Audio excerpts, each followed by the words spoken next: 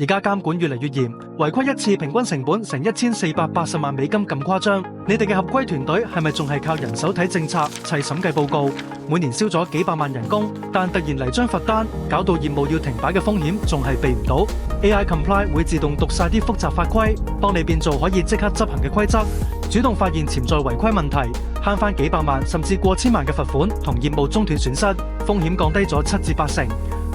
金融同醫療機構特別受惠，以前要幾個月先發現嘅 AML、KYC 或者 HIPAA 問題，而家即刻彈警報俾你，真正做到防患於未然。唔使再花幾個禮拜甚至幾個月去人手執證據、寫報告 ，AI Comply 自動幫你出可追溯、企得住腳嘅審計報告，完全符合監管要求。審計準備時間快咗7至8成，合規部門人工成本慳咗4成以上，每年幫公司慳幾百萬行政開支，令你哋可以集中精力做策略性嘅風險管理，涵蓋金融、醫療、法律、HR 等多個範疇。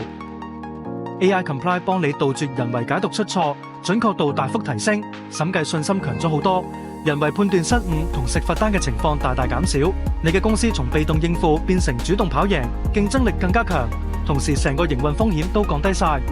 即刻預約 AI Comply 企業演示，開始你嘅低風險高回報合規新時代。